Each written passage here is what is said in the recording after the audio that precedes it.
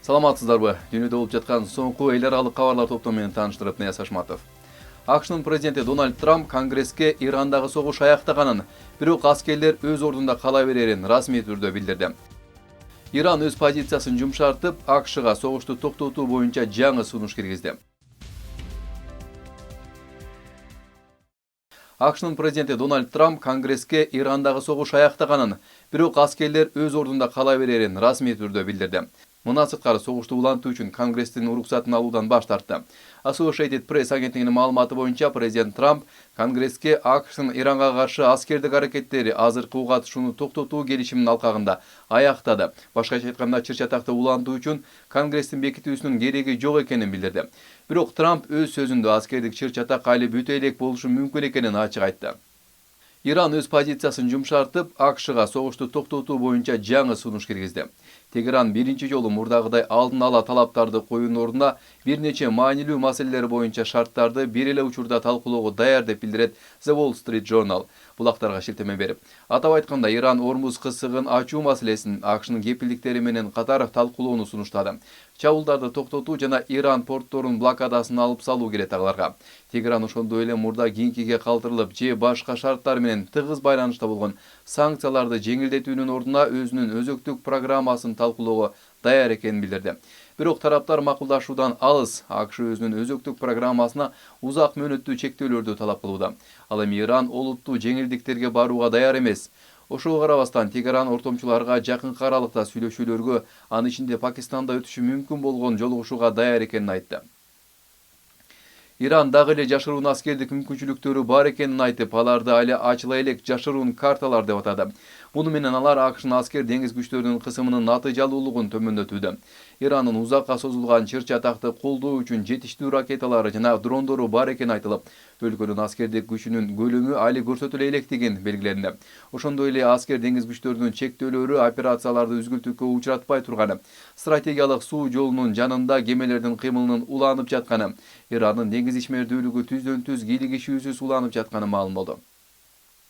Ирандын тышкы иштер министри Аббас Аракчы АКШнын коргоо министрлигинин согуштун чыныгы чыгымдарын бурмалаган деп айыптап, расмий сандар каржылык таасирди бир топ төмөндөтүп жатат деп билдирди.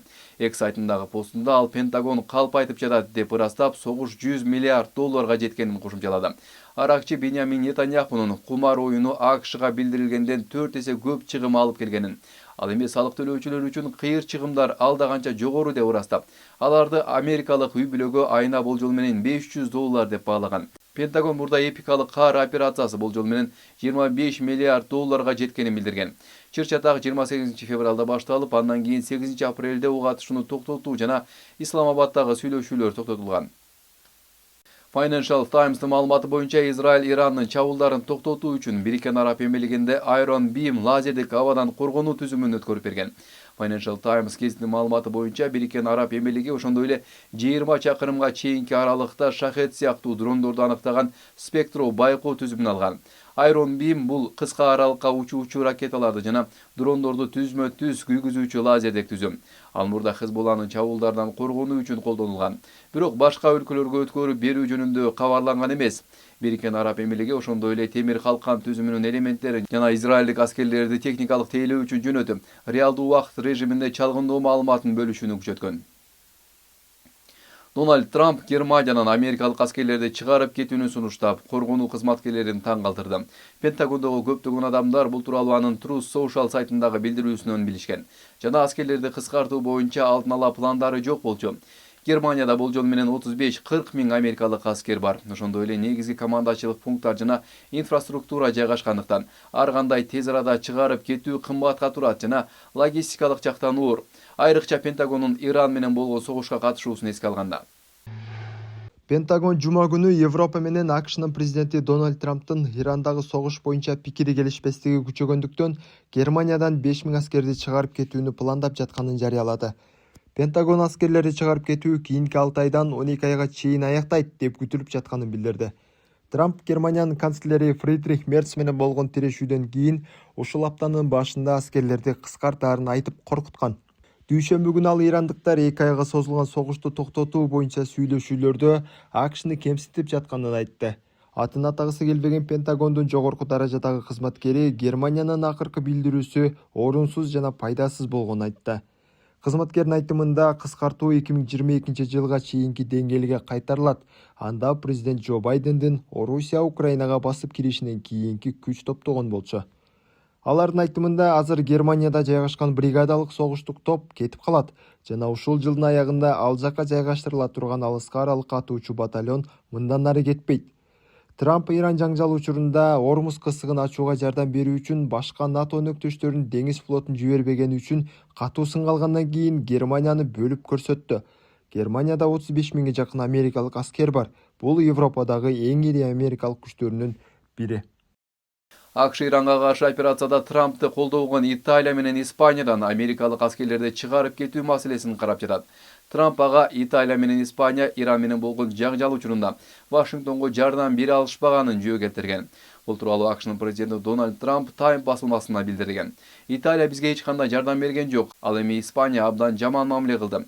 Биз аларга Украина боюнча жардам бердик. Бирок бизге керек болгондо алар жок болчу деп билдирди америкалык лидер. 2025 жылдын декабрына карата Италияда 12662, ал эми Испанияда 3814 америкалык аскер болгон. Израилдин коргонуу күчтөрү Хезболланын FPV дрондорунун жогорку активдүүлүгүнө байланыштуу айрым бөлүктөрүн Ливандын түштүгүнөн чыгарып жатат. Ага учурда армияга каршы чаралар жок болгону себеп болууда. Ал арада түштүк Ливанда Хезболла тобунун дронунан талкаланган биринчи израилдик Меркава МК4 согуштук танкынын видеосу жарыяланды. Анда уктарлар соккудан кийин жарылганын көрүүгө болот. Трамп 2027 жылдагы АКШнын бюджеттик өтүнүчүнөн Украинага аскердик жардам берүүнү алып салды. Сенаттын угууларында белгилүү болгондой, бюджеттик өтүнүчтө Пентагон Украинанын куралдуу күчтөрү үчүн курал-жарак сатып алган USAID программасын каржылоо камтылган эмес. Коргоо министрлигинин өкүлү ага эч кандай каражат бөлүнбөгөнүн ырастады.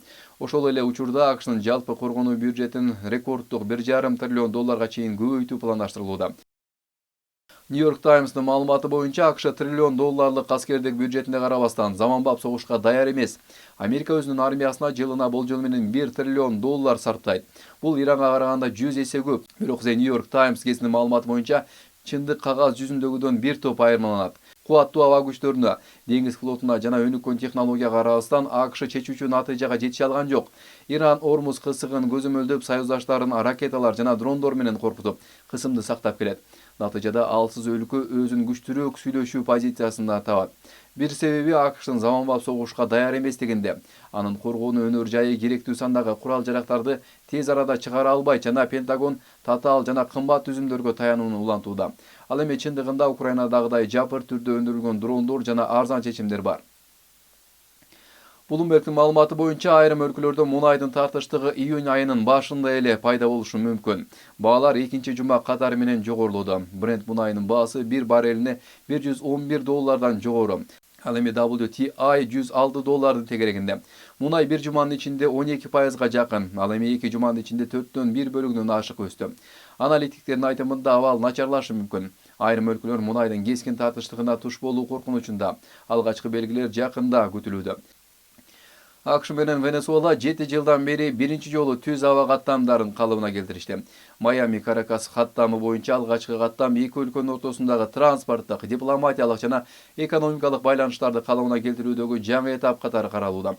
American Airlines компаниясы Флорида штатынын Майами шаарынан Венесуэланын борбору Каракаска алгачкы каттамды аткарган. Маалыматка караганда учакта өкмөт кызматкерлери жана маалымат каражаттарынын өкүлдөрү болгон. American Airlines компаниясы Майами менен Каракастын ортосунда Embraer 175 учагы менен күн сайын каттамдардын башталышын жарыялаган. Ошондой эле компания 21 майда эки шаардын ортосунда экинчи күн сайын каттамды баштоону пландаштырууда. Берүүбүздүн аягында кофе адамды картаюудан коргойт. Окумуштуулар клеткаларды жашартуунун жаңы механизмин ачышты. Көрсө кофе бурчактарында NR4A1 белогунун активдүүлүгүнүн жогорулаткан заттар, кофеин кислоталар жана полифенолдор бар экен. Бул белок зыян сигналдарын аныктап, калыбына келтирүү жараяндарын баштайт. Сезгенүү азаят, ткандар тезирээк калыбына келет жана рак клеткалары жайыраак өсөт. Сиздер бүгүнкү күнгө алынган эл аралык жаңылыктар топтому менен таанышканыңыздар саламат калыңыздар.